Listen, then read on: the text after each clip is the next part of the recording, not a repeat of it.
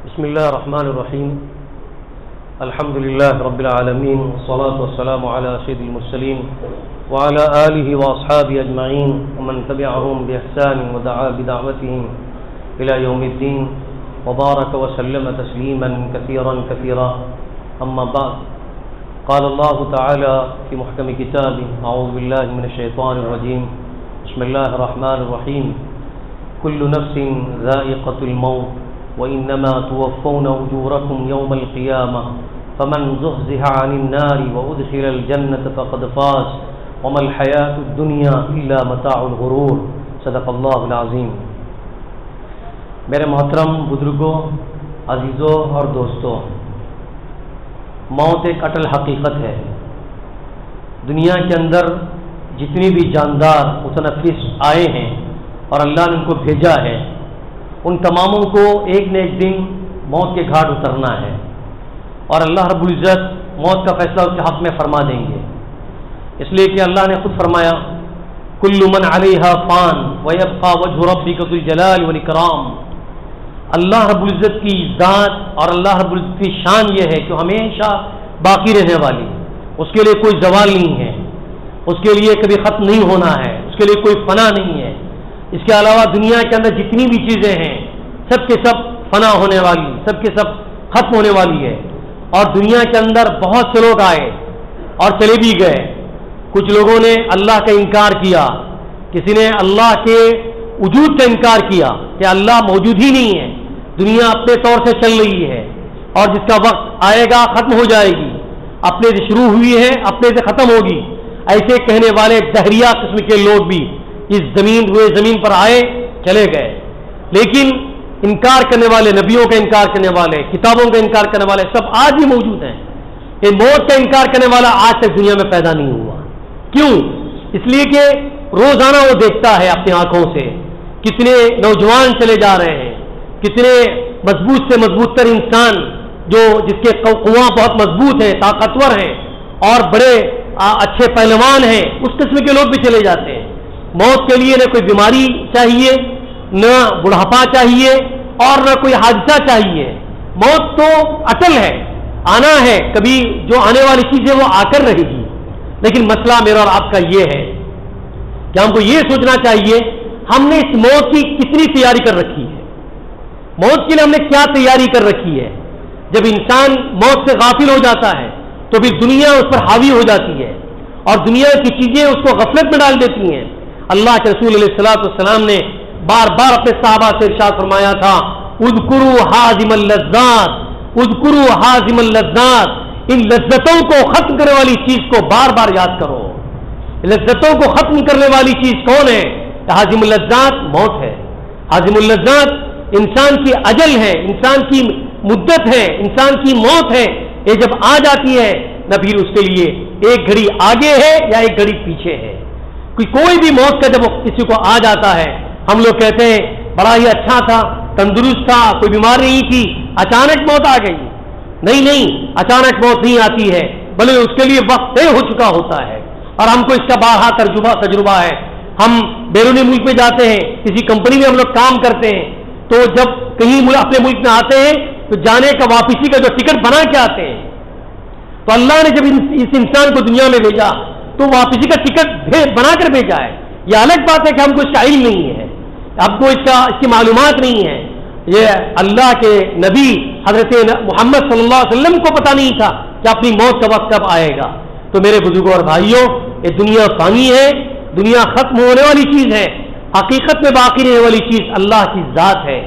اب ہم کو آخرت میں ہم کو کیا ملے گا؟ اس موت کے بعد کی اصل زندگی شروع ہوتی ہے۔ اس لیے جب ہم کسی میت کو دفن کرتے ہیں اور وہاں پر جو تلقین پڑھی جاتی ہے، تلقین پڑھنے والا دنیا کے بارے میں کیا کہتا ہے؟ ہم نے آپ کو دفن کر دیا، ابھی آپ کے پاس فرشتے آئیں گے، آپ سے سوالات کریں گے، آپ کا اللہ، آپ کا رب کون ہے، آپ کا نبی کون ہے اور آپ کس دین کے ماننے والے تھے، ان سب کا سوال جواب جو ہے آپ کی قبر میں ہوگا۔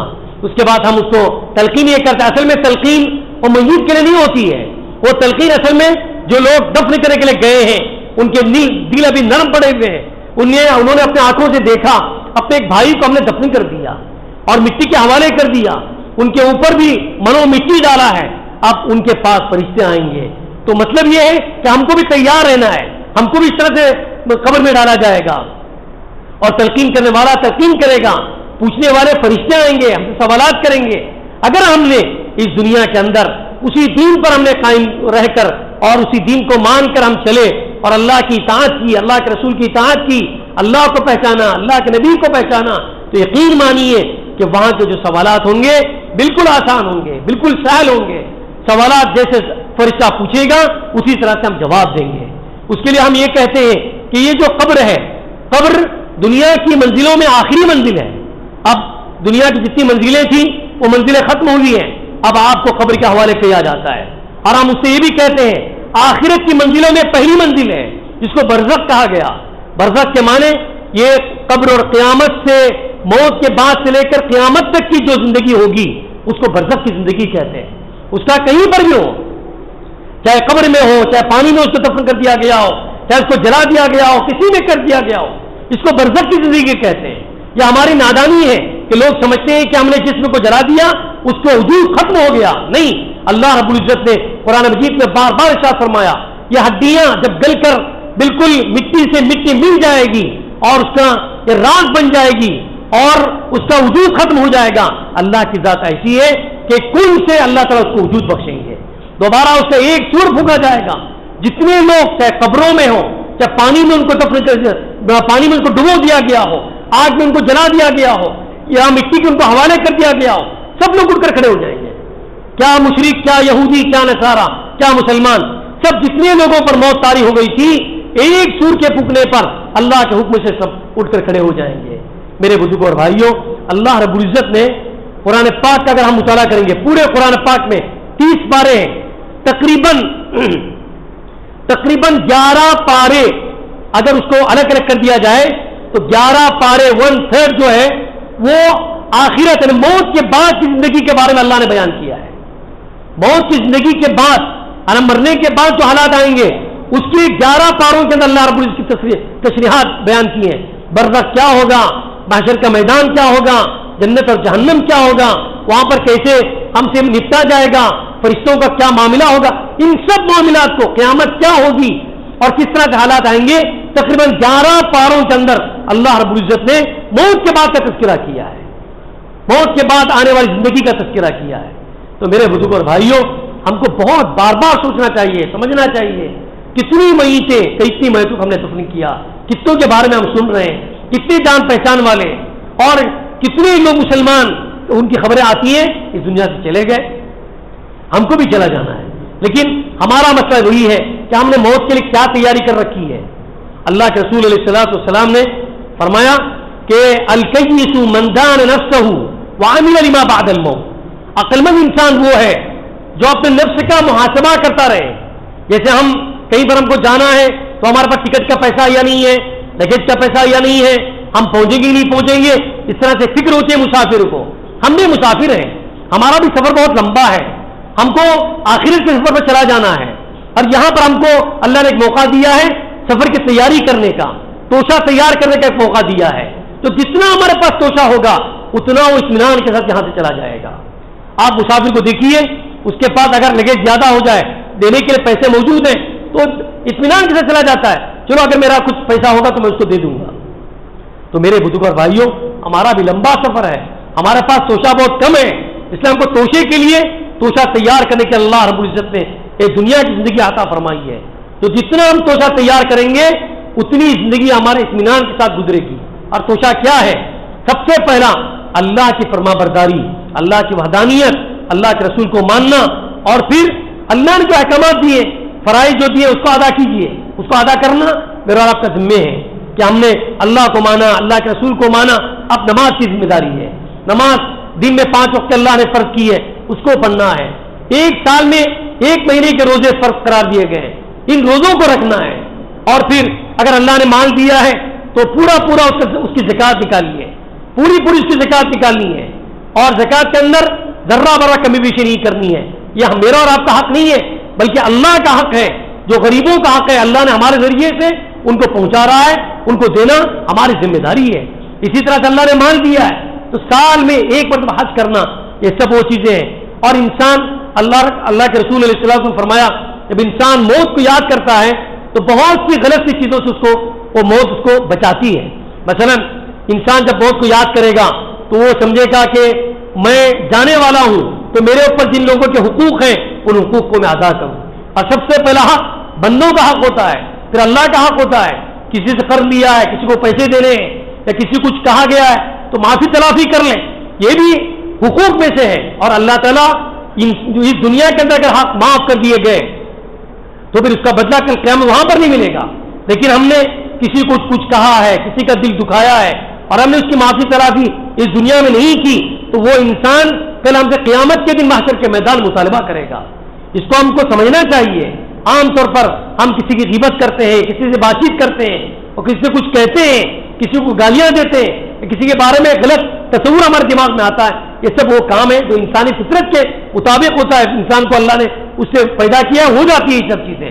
لیکن اس کے بعد اس کی تلافی کے لیے اللہ نے کیا کہا کہ ان سے کیا کہ معافی مانگنا, اپنے حقوق کو معاف کروانا یہ ہماری ذمہ داری ہے. اگر ہم حقوق کو معاف کر کے چلے جائیں گے تو وہاں پر بھی پکڑ نہیں ہوگی. اس لیے موت کو یاد رکھنا چاہیے اور اعمال کے اندر لگنا چاہیے. موت کو جب یاد کرتے رہیں گے اعمال کے اندر لگیں گے. ہمارا حساب کتاب تیار کر کے رکھیں. بزرگوں کا حال یہ تھا کہ صبح سے لے کر شام تک کی زندگی گزرتی تھی. شام کو بیٹھ کر بستر پر جا کر وہ سوچتے تھے میں نے آج کیا نیک کام کیے, میں نے کس کے آج برا چاہا یا برے کام اس سے ہوئے ہیں. اگر نیک کام ہوئے ہیں تو اللہ کا شکر ادا کرنا چاہیے, اور اگر کوئی برے کام ہوئے ہیں تو اللہ سے معافی تلافی مانگنی چاہیے اور دعا کرنی چاہیے کہ اللہ آئندہ کے جتنے دن ہماری زندگی کے بچے ہیں نیک کام کرنے کی مجھے توفیق عطا فرما. یا اللہ سے ہم کو مانگنا چاہیے. اس لیے کہ انسان ہی سے گناہ ہوں گے. گناہ کرنے کے لیے کوئی فرشتہ نہیں آئے گا. اللہ نے فرشتوں کو ان تمام چیزوں سے پاک قرار دیا ہے. وہ ہمیشہ اللہ کی فرما برداری کریں گے. لیکن انسان ایک ایسا انسان کو اس خمیر سے بنایا گیا ہے, اس کے اندر اچھی فطرت بھی ہے, بری فطرت بھی ہے. اچھے کام کرنے کا دائیا بھی ہے, برا کام کرنے کا دائیا بھی ہے. تو جب اچھے کام ہو جائیں تو اللہ سے شکر ادا کریں. برے کام اگر سرزد ہو رہے ہیں انسانوں کے ناطے تو ہم کو اللہ سے معافی مانگنی چاہیے تاکہ کل قیامت کے دن ہم اللہ کے حضور معافی تلافی کر کے ہم اللہ کے سامنے ہو جائیں. اس لیے میرے بزرگوں اور بھائیوں, موت ایک اصل حقیقت ہے, اس سے کوئی انکار نہیں کر سکتا. ہماری تیاری یہ ہے کہ ہم اللہ کے حضور کھڑا ہونا ہے, یہ استحضار ہمارے ذہنوں کے اندر ہو. اس اعتبار سے ہم کو کیسے تیار ہونا چاہیے کہ جیسے میں نے کہا کہ سب سے پہلے فرائض کی پابندی, اس کے بعد سنتوں پر عمل, اس کے بعد ہمارے جو دوسرے کام جو ہوتے ہیں, مثلا ایک معاشرے میں رہتے ہیں کہ ماں باپ ہے ان کی فرما برداری, بھائی بہن ہے ان کے ساتھ اچھا سلوک, اور محلے کے رہنے والے ان کے ساتھ اچھا سلوک, اگر کسی کے ساتھ لین دین وغیرہ ہے اس کو لکھ کر رکھنا, یہ سب تیاری میں شامل ہے. اور جتنی ہم موت کو یاد کرتے رہیں گے انشاءاللہ دلوں کے اندر اتنا اللہ کا خوف پیدا ہوگا. حضرت عثمان رضی اللہ عنہ کے بارے میں کیا آتا ہے کہ وہ قبر کے بعد جاتے تھے, اپنی موت کو یاد کرتے تھے, اتنا روتے تھے کہ ان کی داڑھی مبارک تر ہو جاتی تھی. کیوں؟ اس لیے کہ اتنی دیکھنے میں چھوٹی سی ایک جگہ ہے, 2 گز زمین ہے یہ, اور وہاں پر انسان کا جسم کو, اس کے جسد خاکی کو اس میں دفن کر دیا جاتا ہے. حقیقی یہی ہے. لیکن اللہ کی قدرت سے اگر وہ نیک انسان ہے تو اس کے لیے اتنی کشادہ قبر کر دی جاتی ہے, حد نظر, یعنی جہاں تک نگاہ پہنچتی ہے دائیں طرف جو دیکھے گا جتنی دور تک اتنی اس کی چوڑائی کر دی جاتی ہے. یہ دنیا میں دکھانے کے لیے اللہ نے ایسے قبر بنائی ہے. تو قبر میں جا کر قبرستان جانا, قبروں کو دیکھ کر اپنی موت کو یاد کرنا, یہ اس لیے ہے تاکہ انسان کا دل نرم پڑ جائے, انسان اللہ کی طرف بھاگ کر آ جائے. ففروا الی اللہ جو اللہ کہتے ہیں اس کی طرف آنے کے لیے یہ سب چیزیں ہیں. اللہ سے ہم دعا کرتے ہیں کہ اللہ تعالیٰ سب سے پہلے مجھے اپنی موت کو یاد کرنے کی توفیق عطا فرمائے اور اپنی غفلت سے مجھے نکلنے کی توفیق عطا فرمائے, اور دنیا کی جتنی بھی چیزیں ہیں جس کو متاع الغرور کہا گیا, دھوکے کا گھر, دھوکے کا سامان جس کو کہا گیا ہے, اسے مجھے بھی اور آپ کو بھی اللہ تعالیٰ بچائے, اور حقیقی زندگی جو آخرت میں آنے والی ہے اس زندگی کی ہم سب کو تیاری کرنے کی توفیق عطا فرمائے. وآخر دعوانا الحمدللہ رب العالمین. سبحان اللہ بحمدک, سبحانک اللہم بحمدک, نشہد ان لا الہ الا انت, نستغفرک ونتوب الیک. سبحان ربک رب العزة عما یصفون, وسلام علی المرسلین, والحمد للہ.